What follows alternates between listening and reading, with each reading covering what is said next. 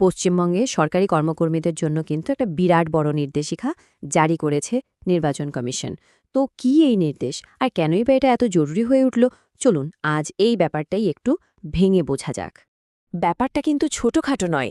প্রায় ১০ লক্ষ, হ্যাঁ ১০ লক্ষ রাজ্য সরকারি কর্মকে একটা নতুন ডিক্লারেশন জমা দিতে বলা হয়েছে। মানে বুঝতেই পারছেন সংখ্যাটা কত বড়। এটা রাজ্যের প্রশাসনিক মহলে একটা বিশাল পদক্ষেপ বলাই বাহুল্য। আচ্ছা, তাহলে আসলে হচ্ছেটা কি?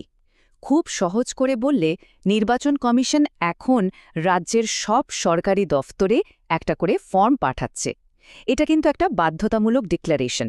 আর এর একটাই লক্ষ্য, ভোটার তালিকাটাকে একদম নিখুঁত আর নির্ভুল করে তোলা। এখন প্রশ্ন হল, হঠাৎ করে এত বড় একটা পদক্ষেপ নেয়ার দরকার পড়ল কেন? নিশ্চয়ই এর পেছনে কোনো বড়সড় কারণ আছে, তাই না?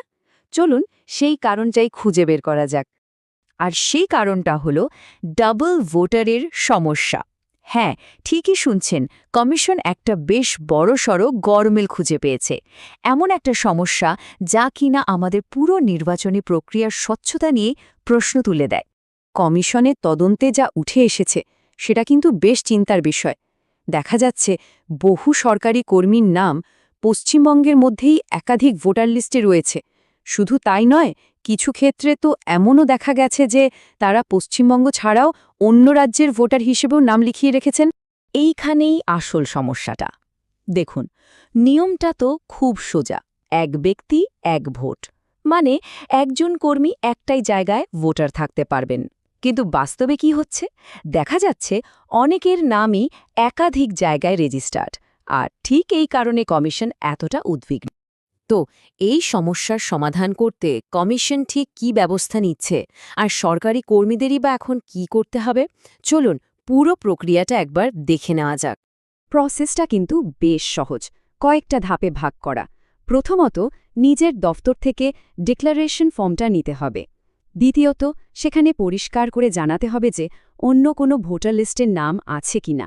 যদি থেকে থাকে তাহলে সেই ডুপ্লিকেট নামটা বাদ দেওয়ার জন্য কি করা হয়েছে তারও একটা ডিটেলস দিতে হবে। আর সবশেষে ফর্মটা পূরণ করে জমা দিয়ে দিতে হবে। ব্যাস, এতটুকুই। এই যে ডুপ্লিকেট নাম বাদ দেওয়ার কথা বলা হচ্ছে, এর জন্য কিন্তু একটা নির্দিষ্ট সরকারি ফর্ম আছে। সেটার নাম হলো ফর্ম 7। মনে রাখা ভালো, ভোটার তালিকা থেকে নাম সরানোর এটাই কিন্তু একমাত্র অফিসিয়াল উপায়। এই কাজটা কিন্তু অলরেডি শুরু হয়ে গেছে, যদিও কোনো ডেডলাইন এখনও দেওয়া হয়নি। তবে কমিশন খুব পরিষ্কার করে জানিয়েছে যে কাজটা যত তাড়াতাড়ি সম্ভব শেষ করতে হবে। মানে একটা তাড়া কিন্তু আছে। তবে একটা কথা মাথায় রাখতে হবে, এই ডিক্লারেশন ফর্মটা কিন্তু একটা সাধারণ কাগজ নয়, এর একটা আইনি গুরুত্ব আছে। আর এখানে যদি কোনো ভুল তথ্য দেয়া হয় তার ফল কিন্তু বেশ গুরুতর হতে পারে। ব্যাপারটা একটু বুঝিয়ে বলি। এই ডিক্লারেশনটা আসলে একটা হলফনামা বা অ্যাফিডেভিটের মতো। মানে কর্মীরা যা তথ্য দেবেন সেটা কমিশনের কাছে একটা আইনি শপথপত্র হিসেবে থেকে যাবে।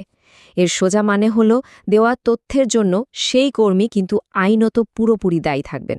সুতরাং মূল কথা হলো, এই জমা দেওয়া ফর্মগুলো শুধু অফিসের কাগজ নয়, এগুলো এক একটা আইনি দলিল। আর এর ওপর ভিত্তি করে কিন্তু কমিশন পরবর্তীকালে ব্যবস্থা নিতে পারবে। তাই তথ্য দেওয়ার সময় খুব খুব সাবধান থাকতে হবে। তো এত সব কড়াকড়ির পেছনে আসল উদ্দেশ্যটা কি? শেষ পর্যন্ত এই পুরো প্রক্রিয়ার একটাই বড় লক্ষ্য, আর সেটা হলো আমাদের নির্বাচনী ব্যবস্থার সততা আর স্বচ্ছতাকে রক্ষা করা, যে কোনো মূল্যে। তাহলে চলুন পুরো বিষয়টা একবার চট করে গুছিয়ে নেওয়া যাক। ১. পশ্চিমবঙ্গের প্রায় ১০ লক্ষ সরকারি কর্মকে ভোটার ডিক্লারেশন জমা দিতে হচ্ছে। ২. এর উদ্দেশ্য হল একজনের নাম যাতে একাধিক ভোটার লিস্টে না থাকে সেটা নিশ্চিত করা। ৩. ডুপ্লিকেট নাম বাদ দেওয়ার জন্য ফর্ম 7 ব্যবহার করতে হবে। আর সবথেকে গুরুত্বপূর্ণ ৪ নম্বর পয়েন্টটা হলো, এই জমা দেওয়া তথ্যকে আইনি হলফনামা হিসেবে ধরা হবে।